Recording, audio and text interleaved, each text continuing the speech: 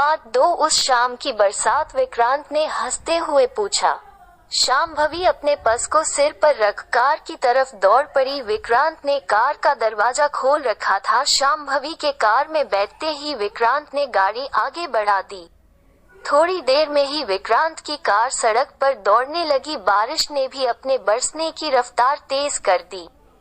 शहर से बाहर इस ग्रामीण इलाके में तुम क्या कर रही हो? समाज सेवा करने का भूत अभी तक उतरा नहीं है तुम्हारे सर से? विक्रांत ने हंसते हुए पूछा।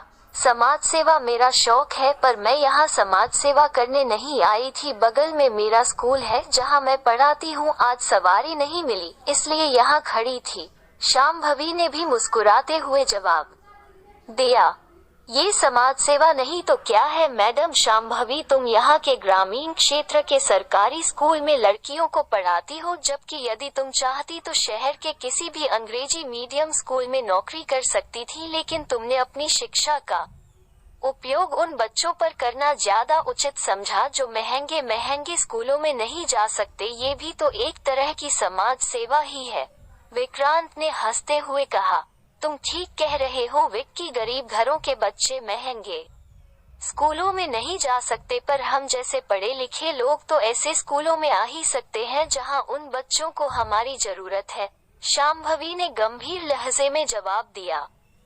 तुम बिल्कुल भी नहीं बदली। अच्छा ये बताओ सूरज कैसा है? तुम दोनों ने तो शादी करने के बाद कॉलेज के दोस्तों को भुला ही दिया। विक्रांत ने कार चलाते हुए कहा। सूरज का नाम सुनकर शांभवी के चेहरे पर उदासी के बादल छा गए। उसकी आंखें डबडबा गई। एक लंबी सांस लेकर शांभवी धीरे से कहा, सूरज मुझे इस दुनिया में अकेला छोड़कर दूसरी दुनिया में जा चुका है।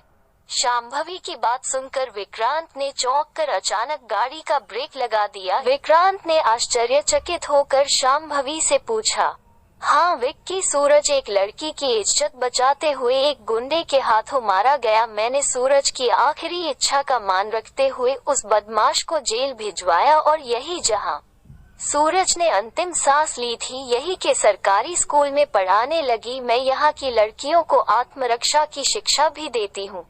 अब मेरी मेहनत रंग लाई है। इस बालिका विद्यालय में लड़कियाँ आत्मरक्षण में निपुण हो रही हैं। इस स्कूल का दूर दूर तक नाम हो रहा है। आज इसी बात को जानने समझने के लिए सरकार ने एक सरकारी टीम को इंस्पेक्शन के लिए भेजा गया था, इसीलिए आज मुझे स्कूल में देर हो गई थी। शांभवी ने गंभीर लहजे में कहा। विक्रांत कुछ और कहता या पूछता, तब तक शांभवी का घर आ गया। शांभवी ने विक्रांत को भी अंदर आने के लिए कहा। विक्की अंदर चलो, चाय पीकर जाना। मम्मी पापा तुम्हें मिलकर बहुत खुश होंगे, शांभवी ने विक्रांत से कहा। बाहर अभी भी मूसलाधार बारिश हो रही थी। शांभवी के साथ विक्की को देखकर शांभवी के मम्मी पापा का चेहरा खुशी से चमक उठा, क्योंकि आज वर्षों बाद उन्होंने अपनी बेटी के चेहरे पर आत्मिक खुशी देखी थी। विक्की को देखकर उसके माता पिता शांभवी के लिए सुनहरे ख्वाब देखने लगे।